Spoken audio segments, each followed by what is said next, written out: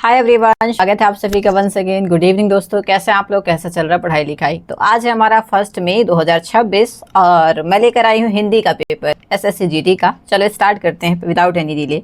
और हाँ, मैं आपको बता दे रही हूँ, this is not an analysis, ये मोस्ट इंपॉर्टेंट PYQs हैं। थैंक यू सो मच, बहुत शुक्रिया एवरीवन। चलिए स्टार्ट करते हैं सेशन को। हाँ सुनिए, लाइक कर दीजिएगा, शेयर करिएगा और सब्सक्राइब मारिएगा। Thank you so much. और चूंकि हिंदी का पेपर मैं लेके आई हूँ तो मैं प्रॉपर हिंदी में बात करने की पूरी मेरी कोशिश रहेगी। पहला क्वेश्चन हमारे पास है, ये शिफ्ट वाइज है, तीनों शिफ्ट का। यदि पुलिस अधिकारी FIR दर्ज करने से मना करता है तो आप क्या कर सकते हैं। पहला ऑप्शन है घर वापस आ सकते हैं। सेकेंड ऑप्शन है article number 156 sub article 3 CRPC के तहत मजिस्ट्रेट के पास जाकर आप शिकायत कर सकते हैं। लिखित रूप में डाक द्वारा पुलिस अधीक्षक मतलब SP को शिकायत कर सकते हैं या फिर BNC, दोनों। बताइएगा, अब अगर पुलिस अधिकारी FIR दर्ज करने से मना करता है तो आप चाहें तो article number 156 sub article 3 CRPC के तहत मजिस्ट्रेट के पास शिकायत कर सकते हैं, या फिर आप लिखित में डाक द्वारा आप पोस्ट ऑफिस से डायरेक्ट SP को भेजिए। आंसर हमारा D फॉर दिल्ली रहेगा। इसमें हम थोड़ा सा और डिस्कस करेंगे।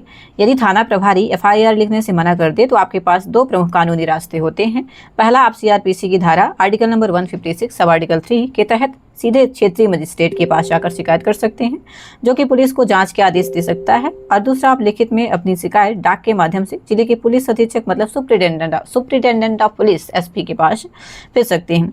SP मामले की गंभीरता को देखते हुए स्वयं जांच कर सकता है या फिर FIR दर्ज करने का निर्देश दे सकता है कि भाई क्यों नहीं लिखी FIR, लिखो इसकी FIR, है ना, ऐसा करके। ठीक है, आगे बढ़ेंगे। हमारे पास नेक्स्ट क्वेश्चन है, 0 FIR का क्या मतलब होता है।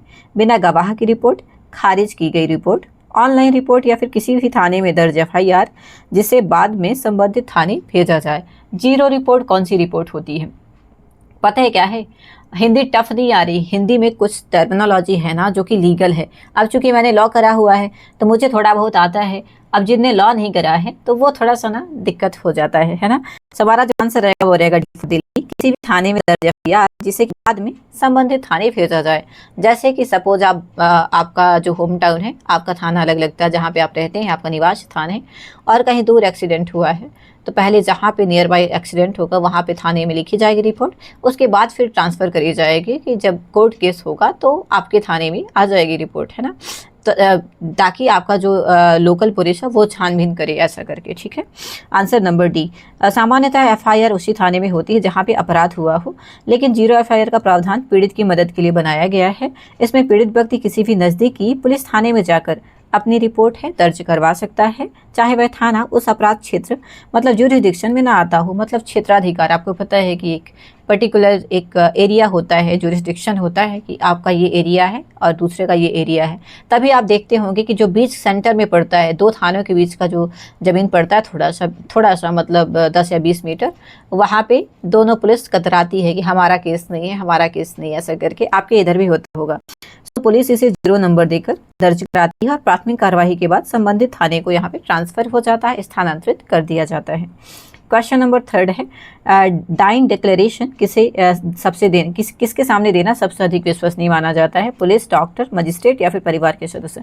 डाइंग डिक्लेरेशन की बात हो रही है। अब डाइंग डिक्लेरेशन जो है सबसे ज़्यादा विश्वसनीय जो माना जाता है मजिस्ट्रेट के सामने, तो ये क्वेश्चन बन जाता आपसे, है ना। डाइंग डिक्लेरेशन जो है मृत्युकालिक जो कथन है वह बयान है जो कि व्यक्ति अपनी मृत्यु से ठीक पहले अपनी मौत के कारणों के बारे में देता है। भारतीय साक्ष्य अधिनियम के तहत इसे बहुत महत्वपूर्ण माना जाता है। हालांकि यह पुलिस या डॉक्टर को भी दिया जा सकता है, लेकिन मजिस्ट्रेट द्वारा रिकॉर्ड किए गए बयान को अदालत में सबसे अधिक विश्वसनीय और साक्ष्य के रूप में मजबूत माना जाता है। ठीक है, नेक्स्ट क्वेश्चन हमारे पास है, इंक्वेस्ट रिपोर्ट। इंक्वेस्ट रिपोर्ट कब तैयार की जाती है। असामान्य मृत्यु के मामले में, गिरफ्तारी के समय, जमानत मिलने पर या फिर कोर्ट की पहली सुनवाई में। प्लीज बताइएगा, हमारे पास है इंक्वेस्ट रिपोर्ट कौन सी होती है। अचानक से असामान्य मृत्यु के मामले में इंक्वेस्ट रिपोर्ट तैयार की जाती है कि, है ना, क्या रीजन है भाई, कैसे डेथ हो गया अचानक से, है ना। जैसे कोई 20-30 साल का लड़का है या लड़की है, अचानक से डेथ हो जाए तो उसमें इंक्वायरी बैठ जाती है। ठीक है, थैंक यू सो मच, बहुत शुक्रिया। नेक्स्ट क्वेश्चन हमारे पास है, तो इसका जो हम थोड़ा सा विवरण देखेंगे। जब किसी व्यक्ति की मृत्यु प्राकृतिक कारणों से ना होकर संदिग्ध परिस्थितियों में हत्या या फिर किसी दुर्घटना में होती है तो पुलिस इंक्वेस्ट रिपोर्ट मतलब पंचायतनामा तैयार करती है। इसे हम हिंदी में कहते हैं पंचायतनामा तैयार करती है। इसमें शव की स्थिति का विवरण लिखा जाता है और गवाहों में पंचों के नाम के सिग्नेचर होते हैं ताकि मृत्यु के पश्चात प्रथम दृष्टया कारण का पता लगाया जा सके। ठीक है, आगे बढ़ेंगे। खात्मा मतलब फाइनल रिपोर्ट का क्या मतलब होता है? आरोपी को सजा, जेल से रिहाई, जब पुलिस को अपराध का कोई सबूत ना मिले और केस बंद कर दिया जाए या फिर केस का ट्रांसफर। खात्मा क्या होता है? फाइनल रिपोर्ट क्या होती है? तो फाइनल रिपोर्ट वो हो जाएगी कि जब पुलिस को कोई सबूत ना मिले तो यहाँ पे पुलिस केस को बंद कर देती है। तो आंसर हो जाएगा हमारा सी नंबर। ठीक है, इसमें थोड़ा पढ़ेंगे। जांच के दौरान यदि पुलिस इस निष्कर्ष पर पहुंचती है कि आरोपी के खिलाफ पर्याप्त सबूत नहीं है या जिस अपराध की शिकायत की गई थी वह हुआ ही नहीं है तो अदालत में खात्मा मतलब फाइनल रिपोर्ट पेश कर देती है। इसका मतलब है कि पुलिस के पास कार्रवाई आगे बढ़ाने के लिए आधार नहीं है और वह केस को बंद करने की सिफारिश देती है। ठीक है, आगे बढ़ेंगे। क्वेश्चन नंबर 6, सर्च वारंट कौन जारी करता है? दरोगा, न्यायालय या फिर मजिस्ट्रेट, वकील या फिर जिलाधिकारी। सर्च वारंट कौन जारी करता है? तो डेफिनेटली सर्च वारंट कौन जारी करेगा? तो या तो न्यायालय हो जाएगा या फिर मजिस्ट्रेट हो जाएगा। ठीक है, बी फॉर बॉम्बे। हम आंसर देखेंगे इसका थोड़ा सा। किसी भी निजी स्थान की तलाशी लेने के लिए, निजी स्थान की मतलब जैसे हमारा घर है, मेरा घर है, आपका घर है, तो तलाशी लेने के लिए पुलिस को कानूनी अनुमति की आवश्यकता होती है। सर्च वारंट एक लिखित आदेश होता है जो केवल न्यायालय या फिर मजिस्ट्रेट द्वारा जारी किया जा सकता है। यह आदेश तब दिया जाता है जब अदालत को विश्वास हो कि किसी जांच के लिए किसी स्थान से दस्तावेज या अन्य साक्ष्य प्राप्त करना अनिवार्य है। ठीक है, नेक्स्ट क्वेश्चन हमारे पास है। रिमांड की अधिकतम अवधि एक बार में कितनी होती है? रिमांड की 10 दिन होती है, 15 दिन होती है, 30 डेज या फिर 60 डेज। रिमांड की अधिकतम अवधि क्या होती है? मतलब जब पुलिस किसी आरोपी को गिरफ्तार करती है तो 24 घंटे के भीतर अगर जांच नहीं हो पाती उसकी तो उसे मजिस्ट्रेट के सामने पेश किया जाता है। तो रिमांड की मैक्सिमम अवधि एक बार में कितनी हो सकती है? तो आंसर विल बी 15 दिन, है ना। आंसर हमारे पास है जब पुलिस किसी आरोपी को गिरफ्तार करती है और 24 घंटे के भीतर जांच पूरी नहीं हो पाती तो उसे मजिस्ट्रेट के सामने पेश किया जाता है। आगे की पूछताछ के लिए पुलिस आरोपी को अपनी हिरासत में मांगती है, पुलिस जेल में रखती है और जिसे हम कहते हैं रिमांड होम, उसे रिमांड होम कहते हैं। पर्टिकुलरली एक कैदी की तरह उसे नहीं रखा जाता है। कानून के अकॉर्डिंग एक बार में पुलिस रिमांड की मैक्सिमम जो ड्यूरेशन होता है 15 दिन से ज़्यादा नहीं हो सकती है। मैक्सिमम 15 डेज क्राइटेरिया है। सीआरपीसी का पूरा नाम क्या है? Criminal procedure code, civil procedure code, crime prevention code या फिर कोड प्रोसीजर कोड। सीआरपीसी का मेरे ख्याल से इसका क्वेश्चन का आंसर बन जाएगा। सीआरपीसी हमारे पास क्रिमिनल प्रोसीजर कोड है। So answer will be A here. A for क्या हो जाएगा? A for Apple. आगे बढ़ेंगे। नेक्स्ट क्वेश्चन है। इसका हिंदी नाम दंड प्रक्रिया संहिता है। भारत में आपराधिक कानूनों को लागू करने की प्रक्रिया निर्धारित करती है। गिरफ्तारी है, जांच है, ट्रायल है और जमानत जैसी प्रक्रियाओं का विस्तृत विवरण इसमें दिया जाता है।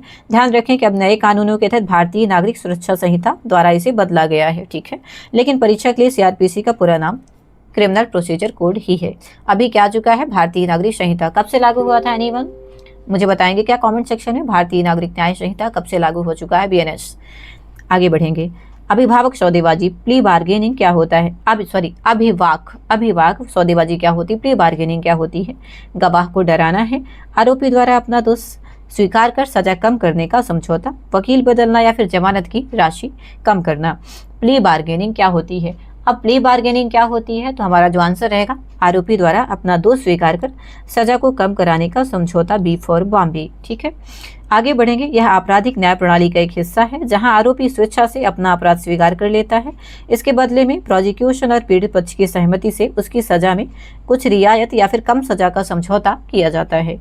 इससे अदालतों का बोझ कम होता है और केस का जल्द निपटारा हो जाता है। ठीक है, आगे बढ़ेंगे। जिरह क्रॉस एग्जामिनेशन का क्या उद्देश्य है? पता है अभी मुझे समझ आया कि हिंदी क्यों इतनी टफ लग रही है बच्चों को, बिकॉज लीगल टर्मिनोलॉजी ज़्यादा हिंदी में, इस वजह से। अब चूंकि मैं लॉ ग्रेजुएट हूँ तो मुझे नहीं लग रही है टफ, है ना, ऐसा है बाकी और कुछ भी नहीं है। जिरह क्रॉस एग्जामिनेशन का क्या उद्देश्य है? गवाह को डराना, केस को लटकाना, नया गवाह पेश करना या फिर गवाह की सत्यता की जांच करना। प्लीज़ बताइएगा क्या आंसर हो जाएगा? जिरह। तो जिरह हमारा जो क्रॉस एग्जामिनेशन होता है वो होता है भाई गवाह की सत्यता की जाँच करना, गवाह की सत्यता की जाँच करना क्रॉस एग्जामिनेशन। जब कोई गवाह अदालत में गवाही देता है तो विपक्षी दल के वकील को उससे सवाल पूछने का अधिकार होता है, जिसे हम कहते हैं जिरह या फिर क्रॉस एग्जामिनेशन। हिंदी में कहते हैं प्रति परीक्षा। इसका मुख्य उद्देश्य गवाह के बयानों से विरोधाभास ढूंढना और यह जांचना होता है कि वह सच बोल रहा है या नहीं। ताकि गवाही की विश्वसनीयता स्थापित की जा सके। ठीक है, आगे बढ़ेंगे। एमिकस क्यूरी किसे कहते हैं? सरकारी वकील को। न्याय मित्र जो कि अदालत की सहायता के लिए नियुक्त किया गया हो, बचाव पक्ष का वकील या फिर जज का पीए। एमिकस क्यूरी किसे कहते हैं? सारे के सारे लोग बताएंगे और हमारा जो आंसर हो जाएगा, सरकारी वकील को नहीं कहते हैं। आंसर बी फॉर बॉम्बे, न्याय मित्र जो कि अदालत की सहायता के लिए नियुक्त अपॉइंट किया गया हो। ठीक है, और हमारा ये एमिकस क्यूरी क्या है? ये लैटिन वर्ड है। कौन सा वर्ड है? लैटिन। यह एक लैटिन शब्द है जिसका अर्थ है न्यायालय का मित्र। जब किसी जटिल मामले में अदालत को विशेष कानूनी राय या फिर निष्पक्ष जानकारी की आवश्यकता होती है तो अपनी सहायता के लिए किसी अनुभवी वकील को अपॉइंट करती है। यह व्यक्ति किसी भी पक्ष, आरोपी या फिर पीड़ित का प्रतिनिधित्व नहीं करता है, बल्कि अदालत की हेल्प करता है, मदद करता है। ठीक, क्वेश्चन नंबर 12 है हमारे पास, लोक अदालत के फैसले के खिलाफ कहाँ अपील होती है? हाई कोर्ट, सुप्रीम कोर्ट, कहीं नहीं, जिला कोर्ट। लोक अदालत की बात हो रही है। लोक अदालत ऐसे अदालत होते हैं जहाँ पे डाइवर्स के केसेस होते हैं और जो मतलब क्रिमिनल केसेस छोड़ के जितने केसेस हो सकते हैं वो होते हैं जहाँ पे सुलह पॉसिबल है। हाँ, तो हमारा आंसर जो रहेगा वो लोक अदालत के फैसले के खिलाफ कहाँ पे अपील की जा सकती है? तो ये आंसर हो जाएगा कहीं पे नहीं की जा सकती, याद रखिएगा। अगर बात करें, लोक अदालत आपसी समझौते और सुलह के आधार पर विवादों का निपटारा करती है। यदि दिए गए फैसले को सिविल कोर्ट की डिग्री के के समान माना जाता है, चूंकि फैसला दोनों पक्षों की सहमति से लिया जाता है। इसके विरुद्ध किसी भी अन्य उच्च न्यायालय या फिर सुप्रीम कोर्ट में अपील नहीं की जा सकती, क्योंकि छोटा मोटा केस होता है भाई साहब, तो इतना ज़्यादा क्या चिल्लम चिल्ली करना है ना, है कि नहीं। आगे बढ़ेंगे। ट्रिब्यूनल क्या है? एक छोटा थाना है, विशेष प्रशासनिक या फिर विशिष्ट मुद्दों के लिए गठित अर्ध न्यायिक निकाय है, जेल का एक हिस्सा या फिर पुलिस की विशेष शाखा। प्लीज टेल मी, ट्रिब्यूनल क्या होता है? तो ट्रिब्यूनल हमारा होता है कि विशेष प्रशासनिक या फिर विशिष्ट मुद्दों के लिए गठित अर्ध न्यायिक निकाय है। और मैंने लगता है बहुत टाइम बाद प्रॉपर हिंदी पढ़ी है, बहुत दिनों बाद। ओके, बट अच्छा भी लग रहा है और at the same time I am feeling awkward as well.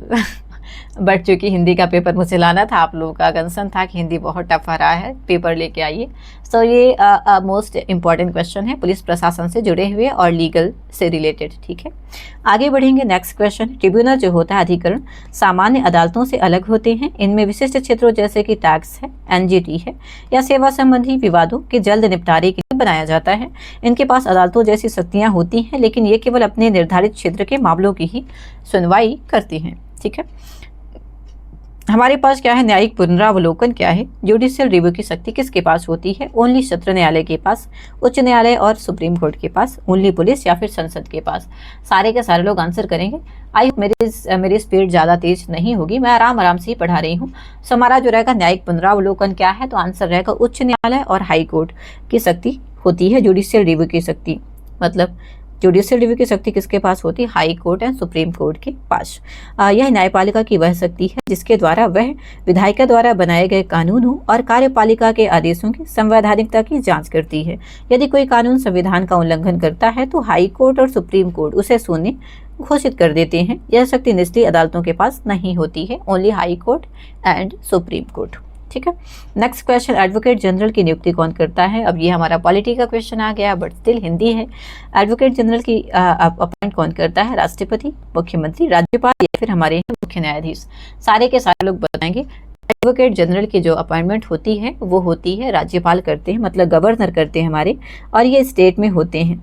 ये हाई कोर्ट के कोई भी या तो जज रहेंगे या फिर कोई भी वकील रहेंगे। ठीक है, थैंक यू।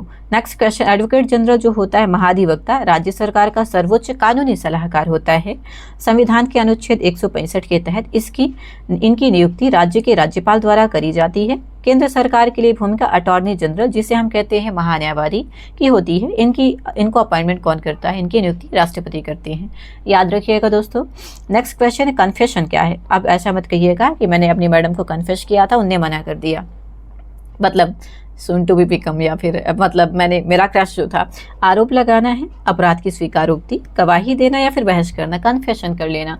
तो कन्फेशन क्या हो जाएगा? कन्फेशन मतलब आई एक्सेप्ट कि मैंने ये काम किया है, ऐसे गुनाह किया हुआ है ना। तो I accept, B for Bombay हो जाएगा। ठीक है, वही शादी में कबूल है ना। आगे बढ़ेंगे। जब कोई आरोपी व्यक्ति स्वेच्छा से यह स्वीकार कर लेता है कि उसने अपराध किया है तो उसे कन्फेशन या फिर स्वीकृति कहते हैं। कानून के अकॉर्डिंग पुलिस के सामने किया गया कन्फेशन साक्ष्य के रूप में मान्य नहीं होता है। इसलिए हमेशा कहते हैं पुलिस अगर मारे पीटे तो जो कबूल करना है कबूल कर लो। फिर मजिस्ट्रेट के सामने के जो होते हैं जितने भी गवाह होते हैं वो मान्य होते हैं, पुलिस के सामने के गवाह मान्य नहीं होते हैं, भले ही वो इलेक्ट्रॉनिक फॉर्म में या फिर वीडियो फॉर्म में बना के क्यों ना रख लें। ठीक है, तो वहाँ पे एक तर्क ये दिया जा सकता है कि भाई मैंने अपने बचाव के लिए, पुलिस मुझे मार पीट रही थी तो इस वजह से मैंने कहा कि मैंने ही ये गुनाह किया हुआ है। ठीक है, तो कनेक्शन साक्ष्य के रूप में मान्य नहीं होता है, लेकिन मजिस्ट्रेट के सामने दर्ज कन्फेशन को ठोस सबूत माना जाता है। हालांकि इसका भी अपना अलग अलग क्राइटेरिया है, कौन सा केस है कौन सा केस नहीं है, है ना, उसके अलग अलग कॉन्सिक्वेंसेस होते हैं। आगे बढ़ेंगे। Hostile witness. होस्टाइल विटनेस किसे कहते हैं? जो गवाह अपने ही पक्ष के खिलाफ गवाही दे दे, जो पुलिस की मदद करे, जो बहुत बहादुर हो या फिर जो विदेशी हो। होस्टाइल विटनेस किसे कहते हैं? तो ऐसा होस्टाइल विटनेस जो कि एक गवाह है जो कि अपने ही पक्ष के खिलाफ गवाही दे दे, है ना, अपने ही पक्ष के खिलाफ गवाही दे दे, उसे हम कहते हैं होस्टाइल। ठीक है, अगर बात करें हिंदी में से पक्षद्रोही गवाह कहा जाता है जब कोई गवाह अदालत में उस पक्ष के खिलाफ बोलना शुरू कर देता है जिसने उसे गवाही के लिए बुलाया था, उसे होस्टाइल घोषित कर दिया जाता है। ऐसे में वकील को अपने ही गवाह से जिरह करने की अनुमति मिल जाती है। ठीक है। निषेधाज्ञा। इंजंक्शन का क्या मतलब है? गिरफ्तारी का आदेश है, किसी कार्य को करने या ना करने का अदालती आदेश है, संपत्ति की नीलामी या फिर जुर्माना। निषेधाज्ञा, निषेध मतलब तो होता है मनाही करना। आंसर जो रहेगा किसी कार्य को करने या ना करने की का अदालती आदेश। ठीक है, बी फॉर बॉम्बे। इसके बारे में पढ़ेंगे। इसे सामान्य भाषा में स्टे ऑर्डर कहते हैं। यह अदालत का एक आदेश होता है जो कि किसी व्यक्ति को कोई विशिष्ट कार्य करने से रोकता है, जैसे कि निर्माण कार्य रोकना है। जैसे सपोज आपके जैसे घर बनता है तो बहुत लोग आजू बाजू वाले लोग स्टे लगा देते हैं कि ये घर हमारी ज़मीन पे बन रहा है, तो वो घर बनना ही बंद हो जाता है ना। या उसे कार्य करने का निर्देश देता है कि यह अक्सर संपत्ति विवाद या फिर अधिकार हनन के मामले में किया जाता है। तो थोड़ा सा इसे याद रखिएगा, स्टे ऑर्डर लगाना। ठीक है, थैंक यू सो मच दोस्तों, बहुत शुक्रिया। और हाँ, आज मैंने बिल्कुल लाइक शेयर सब्सक्राइब नहीं बोला है, तो प्लीज़ लाइक कर दीजिएगा दोस्तों, शेयर करिएगा और सब्सक्राइब मार देना है। Thank you so much. बस मेरी इतनी सी आप लोगों से रिक्वेस्ट रहती है, इतनी ही गुजारिश रहती है। और बाकी आपको प्रॉपर मोस्ट इम्पॉर्टेंट MCQs या फिर सारे डेट वाइज पेपर मिलेंगे, है ना। और हाँ, एनालिसिस बिल्कुल नहीं है। Thank you. आगे बढ़ेंगे। डिक्री शब्द का प्रयोग किस प्रकार के मामलों में होता है? आपराधिक मामले में, केवल ट्रैफिक चालान में, सिविल या फिर दीवानी मामले में, या फिर राजस्व के मामले में। डिक्री शब्द का यूज कहाँ पे किया जाता है? सो डिक्री शब्द का जो यूज है क्रिमिनल में नहीं होता, बाकी ओनली हमारे सिविल मामलों में होता है, दीवानी मामलों में होता है ना। देखेंगे सिविल मामले जैसे कि जमीन विवाद है, पैसा है, शादी ब्याह में जब अदालत अपना अंतिम निर्णय सुनाता है तो और पक्षों के अधिकारों का निर्धारण करती है तो उसे हम क्या कहते हैं? डिक्री। आदेशाप्ति कहते हैं। आपराधिक मामलों में अदालत के अंतिम निर्णय को जजमेंट या फिर सजा का आदेश कहते हैं। मतलब क्रिमिनल केसेस में जजमेंट कहते हैं या फिर हम क्या कहते हैं? तो सजा का आदेश कहते हैं। ठीक है, क्रिमिनल केसेस में, और डिक्री होता है सिविल केसेस में। आगे बढ़ेंगे। Question number 20। लॉयर और बैरिस्टर में क्या अंतर है? कोई अंतर नहीं है। बैरिस्टर ने इंग्लैंड से कानून की डिग्री ली होती है, लॉयर केवल पुलिस केस लड़ता है, बैरिस्टर जज होता है। अब देखिए, अगर बात करें, बैरिस्टर जो होता है वो इंग्लैंड से पढ़ा हुआ इंसान होता है, जैसे महात्मा गांधी जी बैरिस्टर थे। ठीक है, तो हमारा क्या आंसर हो जाएगा इसका क्या आंसर हो जाएगा? तो हमारा आंसर जो रहेगा मेरे सर, हमारा आंसर जो रहेगा वो रहेगा बी फॉर बॉम्बे हो जाएगा। लॉयर एक सामान्य शब्द है जो कि कानून के स्नातक, जैसे मैंने LLB किया हुआ है तो मैं लॉयर हूँ।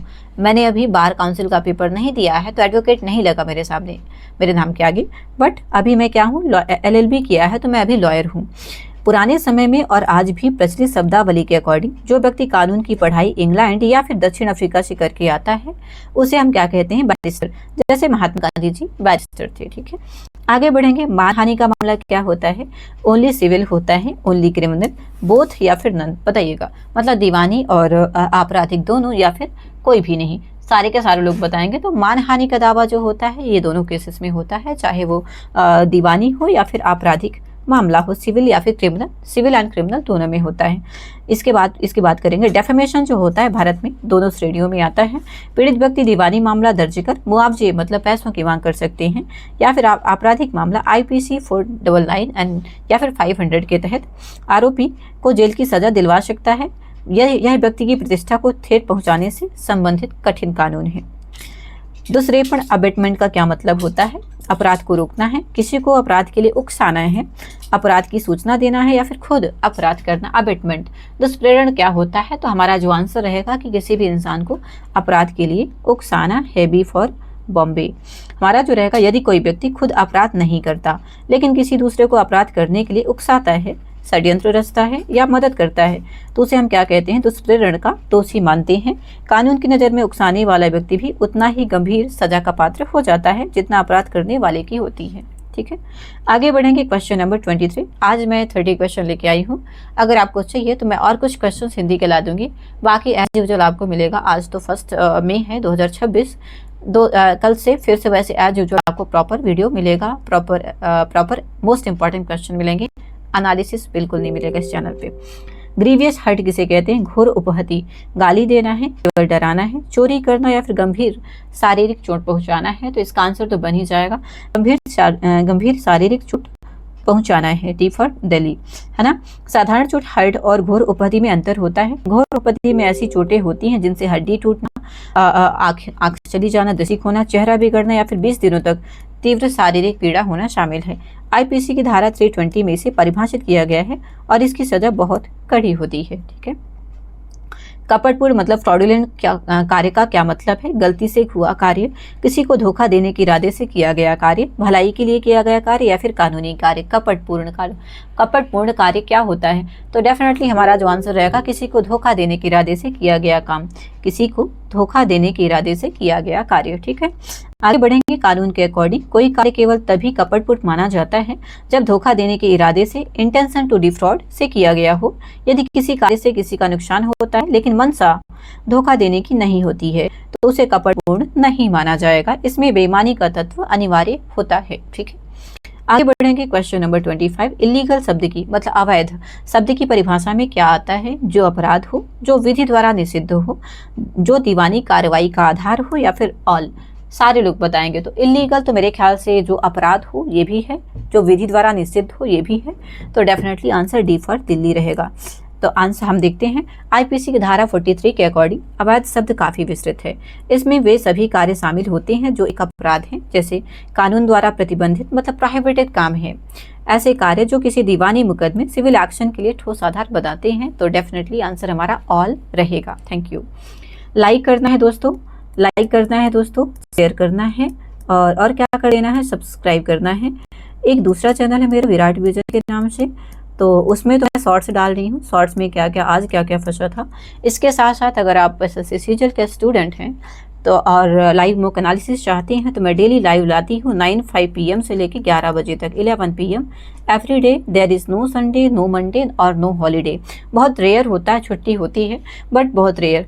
यहाँ पे मैं एसएससी सीजीएल का मॉक टेस्ट नहीं है, अभी प्रीवियस ईयर करवा रही हूँ, जो कि अभी मैंने करवाया है। चूँकि बज रहा है 12:04 बज रहा है, तो मैंने अभी 11 बजे मैंने क्लास एंड की और उसके बाद दोबारा से मैं PDF बनाने बैठ गई और सुबह 9 बजे से कंटिन्यू में बैठी हुई हूँ क्लास लेने में। So I am really just tired. तो प्रीवियस ईयर करवा रही हूँ और अभी चल रहा है 15 सितंबर 2025 का पेपर। आज 3rd शिफ्ट का था, आधा बचा हुआ है, जिसमें से मैं जीके भी लेती हूँ, इंग्लिश भी लेती हूँ, मैथ्स भी लेती हूँ, रीजनिंग भी लेती हूँ, चारों सब्जेक्ट्स। ठीक है, तो आप मुझसे ज़रूर जुड़िए, आपको बिल्कुल नुकसान नहीं होगा। Thank you so much. Like करिएगा, शेयर करिएगा और सब्सक्राइब करिएगा।